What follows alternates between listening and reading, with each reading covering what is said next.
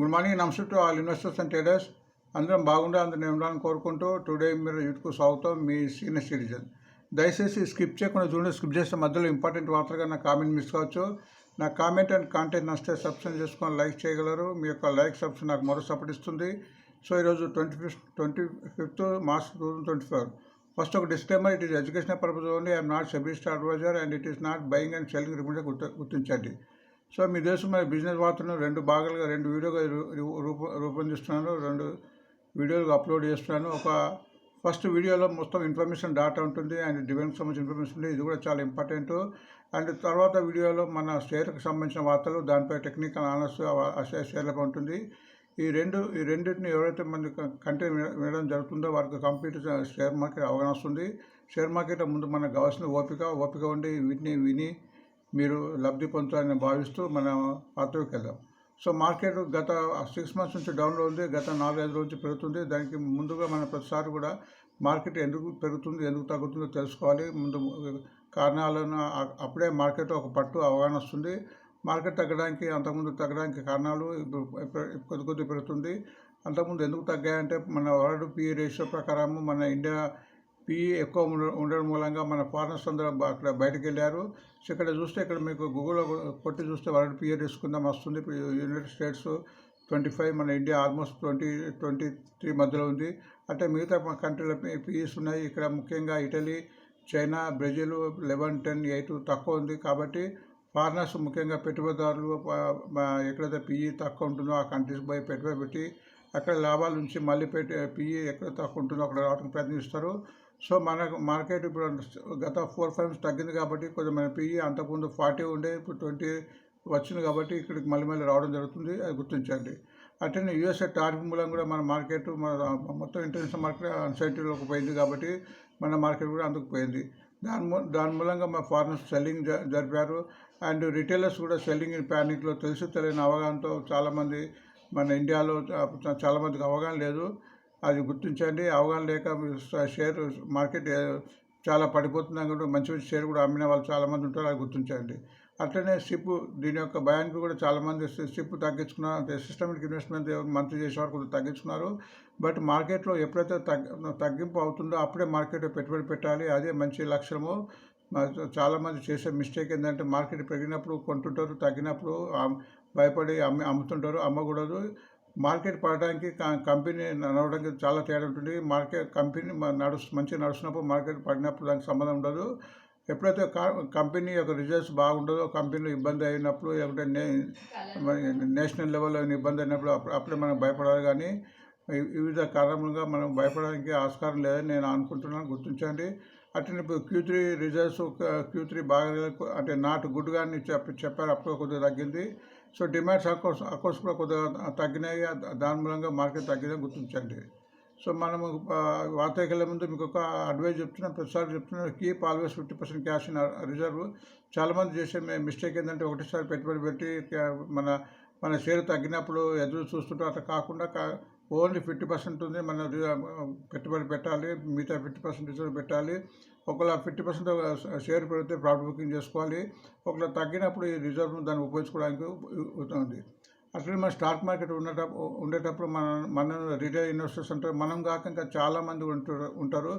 ఇది international market. ఇది వేల కోట్లతో కూడుకున్నది కాబట్టి మనం 1,00,000-5 లక్షలు పెట్టి దానికే మనము ఎక్కువ అనుకుంటాము. అట్లా కాదు.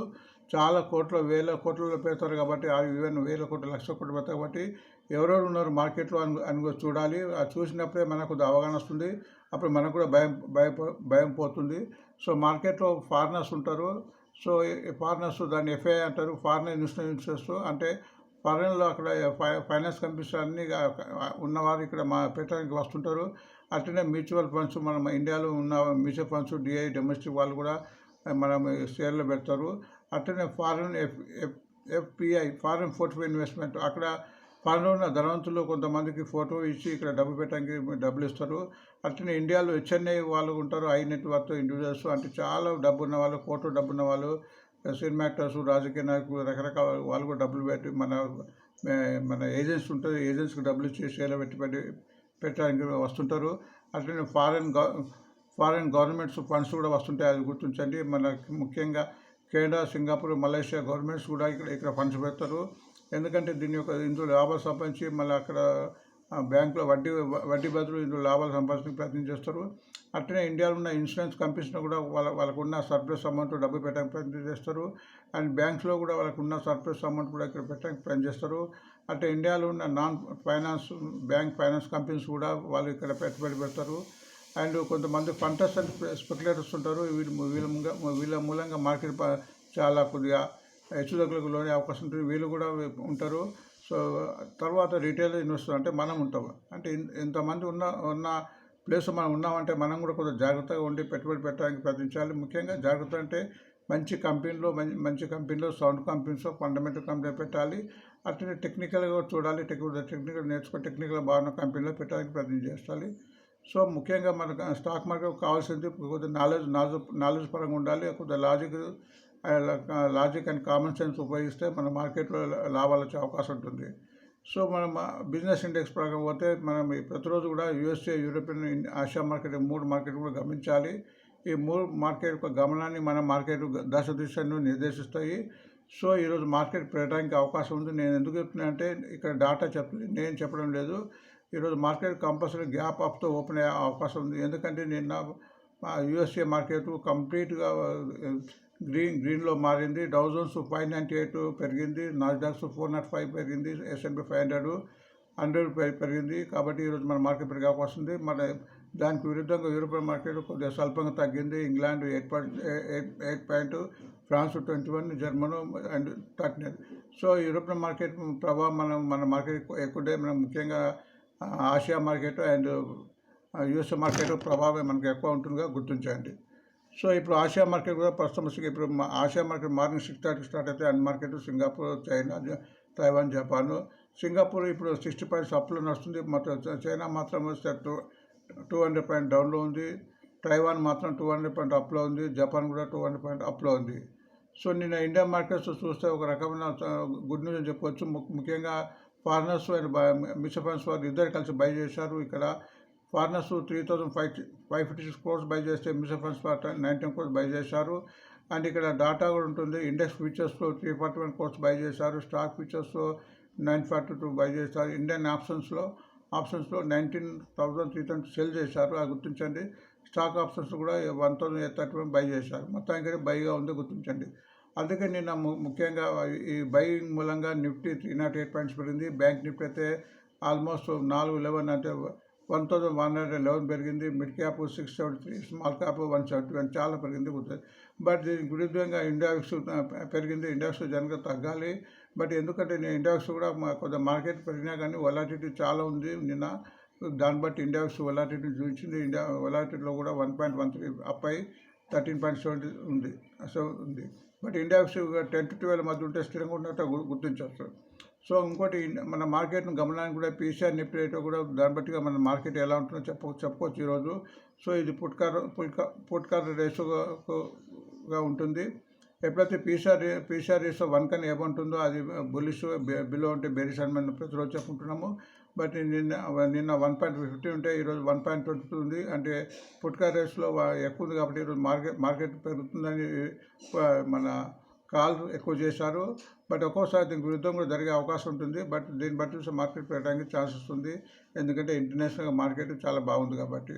సో నిఫ్టీగా చూస్తే ఆల్మోస్ట్ కంటిన్యూగా పెరుగుతుంది. ఇక్కడ గ్రాఫ్ ప్రస్తుతం 23,658 ఉంది. బట్ ఇది రెసిస్టెన్స్ ఇది 23,800 వెళ్ళే వరకు మరి హెచ్చుతగ్గులు అయ్యే అవకాశం ఉంది. కాబట్టి ఎప్పుడైతే 23,800 క్రాస్ అవుతుందో అప్పుడు ముందు మార్కెట్ పెరిగే అవకాశం ఉంది. కాబట్టి ఈరోజు 23,800కు స్థిరంగా ఉంటే రేపు ఇంకా పెరిగే అవకాశం ఉంటుంది.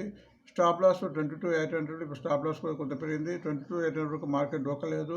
ఎప్పుడైతే 22,800 దిగువ మార్కెట్ ట్రేడ్ అయితే మార్కెట్ ఇబ్బంది అయ్యే అవకాశం ఉంటుంది. కాబట్టి ఇంతవరకు మనం స్టాప్ లాస్ పెట్టుకొని వేచి చూడాల్సిందే. అట్లనే బ్యాంక్ నిఫ్టీ కూడా కంటిన్యూ పెరిగింది. కాబట్టి ఇప్పుడు బ్యాంక్ నిఫ్టీ 551,705 ఉంది. దాని రెసిస్టెన్స్ 52,000. ఎప్పుడైతే 52,000 వెళ్ళే వరకు హెచ్చుతగ్గులు అయ్యే అవకాశం ఉంటుంది. కాబట్టి క్రాస్ అయితే చాలా పెరిగే అవకాశం ఉంది. దీని స్టాప్ లాస్ 49 చాలా దూరం, 49,648. ఎప్పటివరకు అయితే 49,640 వరకు కింద ట్రేడ్ కాదు మార్కెట్ బాగుండే అవకాశం ఉంది. అది గుర్తించండి. సో ఇక్కడ కొన్ని ఇంపార్టెంట్ కామర్స్ ఉన్నది, వీటి ప్రభావం కూడా మార్కెట్ పడే అవకాశం గుర్తించండి. ఇక్కడ గోల్డ్ బి, సిల్వర్ బి చాలా తగ్గుతుంది, ఎందుకంటే మార్కెట్ పెరిగినప్పుడు ఇవి తగ్గే అవకాశం ఉంటుంది. బట్ ఇది తగ్గినప్పుడు వీటిని మనం కొనడానికి ప్రయత్నం చేసుకోవాలి షిప్ మెథడ్లో, ఎందుకంటే గోల్డ్, సిల్వర్ ముందు మళ్ళీ తగ్గి కూడా పెరిగే అవకాశం ఉంటుంది. మరి ఏదో కారణం వల్ల మరి రెండు కూడా పెరిగే అవకాశం ఉంటుంది. బట్ ఇట్లా తగ్గినప్పుడు ఇవి తీసుకుంటే బాగుంటుందని ఆలోచన గుర్తించండి. ఇప్పుడు గోల్డ్ బి ఈటీఎఫ్ ఇప్పుడు నిన్న 70% తగ్గి 73 ఉంది. ఇది హైయెస్ట్ 74 పోయింది, లోయెస్ట్ 51 పోయింది. అట్లనే సిల్వర్ బి కూడా నిన్న నో చేంజ్ ఏం వెసులుగులేం కాదు, ఏం పెరగలే తగ్గలేదు. నిన్న 94.18 దగ్గర ముగిసింది. ఇది హైయెస్ట్ 100 పోయింది, లోయెస్ట్ 16 పోయింది. సో బ్రెంట్ క్రూడ్ ఆయిల్ కొద్దిగా పెరిగింది, 76-70% ఉంది, అది గుర్తించండి. సో క్రూడ్ ఆయిల్ కొద్దిగా ఎక్కువ పెరిగితే మార్కెట్ ఎకానమీ మీద ప్రభావం పడే అవకాశం గుర్తించండి. డాలర్ ఇండెక్స్ కూడా కొద్దిగా పెరిగింది, 0.25, 104 పర్వాలేదు, అంతకుముందు 110 నుంచి తగ్గింది.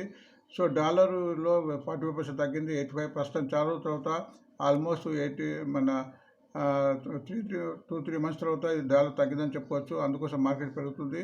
అండ్ యూఎస్ఏ బాండ్ కూడా కొద్దిగా పెరిగింది, 0.061, ప్రస్తుతం 433 ఉంది. ఇది తగ్గినా కొద్దిగా మార్కెట్ పెరిగే అవకాశం ఉందో గుర్తించాలి. ఇక్కడ లాంగ్ బిల్డప్లో ఇది ఫ్యూచర్ ఆప్షన్ డాటాను బట్టి ఇవ్వడం జరుగుతుంది. లాంగ్ బిల్డప్ అంటే ఇక్కడ ఓపెన్ ఇంట్రెస్ట్ పెరిగి అంటే ఇక్కడ కాంట్రాక్ట్స్ తీసుకున్నారు కాబట్టి షేర్ పెరగడానికి అవకాశం ఉంటుంది. ఆ జాబితాను గుర్తించండి. అండ్ షార్ట్ కవర్లో కూడా ఈ షేర్స్ అంతకుముందు షార్ట్ చేశారు కాబట్టి ఇవి కంపల్సరీ తీసుకునే పరిస్థితిలో ఉంటారు కాబట్టి ఇవి కూడా ఈరోజు పెరిగే అవకాశం ఉంటుంది. ఆ జాబితాను గమనించండి. నెక్స్ట్ లాంగ్ అన్వైండింగ్లో ఇలా ఓపెన్ ఇంట్రెస్ట్ తగ్గి ఇక్కడ ఆల్మోస్ట్ ప్రాఫిట్ బుకింగ్ అయిపోయింది కాబట్టి ఇక్కడ ఈ షేర్ కూడా తగ్గే అవకాశం ఉంటుంది. ఆ జాబితాను పరిశీలించండి. ఇది ఫ్యూచర్ ఆప్షన్ డాటా బట్టి చెప్తున్నా, అది గుర్తించండి. అండ్ షార్ట్ బిల్డప్ కూడా ఇస్తుంది, షార్ట్ బిల్డ్ అయ్యి కూడా ఇవి కూడా తగ్గడానికి అవకాశం ఉంటుంది, గుర్తించండి. ఐ డెలివరీ కింద ఈ షేర్లు సుమారు 68% ఉంది, 81% షేర్లు నిన్న డెలివరీ జరిగినాయి కాబట్టి ఈ షేర్లు ముందు పెరుగుతాయని దీని యొక్క ఆలోచన గుర్తించండి. ఈరోజు బ్యాన్లో ఏం షేర్లు అది గుర్తించండి. ఈరోజు బ్యాన్లో ఒక షేర్ ఉంది, ఇండస్ఇండ్ బ్యాంకు, అది గుర్తించండి. అండ్ ఇక్కడ కొద్దిగా డివిడెండ్కి సంబంధించిన ఇన్ఫర్మేషన్ ఉంది, దీన్ని బట్టి కూడా మనకు షేర్ పెరిగే అవకాశం ఉంటుంది. మనకు ఈ షేర్ ఉంటే డివిడెండ్స్ అవకాశం ఉంటుంది, దాన్ని రికార్డ్ డేట్ ఉంటుంది. ఎప్పుడైనా రికార్డ్ డేట్ ఒకరోజు ముందు కొనాలి. ప్రస్తుతం ఇప్పుడు మిదాని 25th ఈరోజు ఉంది కాబట్టి ఈరోజు కొన్న వరకు రాదు, అంతకుముందు కొన్న వరకు డివిడెండ్ వస్తుంది. ఒక షేర్కు 70 పైసలు చొప్పున. అట్లనే సాల్వ్స్ అనే షేర్ కూడా ఈరోజు రికార్డ్ డేటు 70 పైసా. ఈరోజు కొన్న వరకు రాదు, అంతకుముందు కొన్న వరకు వస్తుంది. బట్ ఈరోజు ఈ షేర్స్ తగ్గే అవకాశం ఉంటుంది. అండ్ ఈరోజు గత 3 రోజులు కూడా ఇక్కడ ఇన్ఫర్మేషన్ ఇస్తున్నాము. ఈ సిస్ లిమిటెడ్ సెక్యూరిటీ ఇంటెలిజెన్స్కి సంబంధించిన షేరు, ఇది మనం వార్తలు చెప్పినప్పుడు కంటిన్యూ పెరుగుతుంది. ఇది బైబ్యాక్ ఉంది, ఈరోజు దాని మీటింగ్ ఉంది బైబ్యాక్. ఇది ఇంతకుముందు 3 times ఇచ్చింది, 4 times. ఇప్పుడు ఆల్మోస్ట్ ఇది 330, 340 ఉంది. ఇది గత 2 రోజులు 40 రూపాయలు పెరిగింది. ఇది 4వసారి బైబ్యాక్ వస్తుంది. అంతకుముందు ప్రతిసారి బైబ్యాక్ 550 చొప్పున ఇచ్చింది. ఇప్పుడు ఎంత ఇస్తుందో తెలియదు. సో ఈరోజు ఈ షేర్లు కూడా లైన్ ఉండే అవకాశం ఉంది. అట్లా సన్ఫే కన్జ్యూమర్ డివిడెండ్ ప్రకటించింది, 55 rupees, record date 28. And RS కూడా డివిడెండ్ ప్రకటించింది, 26, record date 3.60 Paisa. And TVS motor కూడా దీని record date 26 March, 10 rupees dividend. Bombay Burma trading ఇది కూడా డివిడెండ్ 4 రూపీస్, దీని రికార్డ్ డేట్ 27th. అండ్ సుందరం క్లాటన్ కూడా 4.70 డివిడెండ్ ఇచ్చింది, 28 మార్చ్. సో ఇవన్నీ ఉన్నాయి కాబట్టి డివిడెండ్ కాలిన వరకు ఒకరోజు ముందు తీసుకొని ఒక డిమాండ్ వచ్చిన తర్వాత డివిడెండ్ వచ్చే అవకాశం ఉంటుంది. సో ఇవి వార్తలండి. వార్త ముగిసి ఉందో అందుకే రిక్వెస్ట్, సబ్స్క్రైబ్ చేసుకోవాలి, లైక్ చేయండి. లైక్ చేయని వాళ్ళు సబ్స్క్రైబ్ చేసుకోవాలని మరో సపోర్ట్ ఇస్తారని భావిస్తూ thanks for watching today mirror.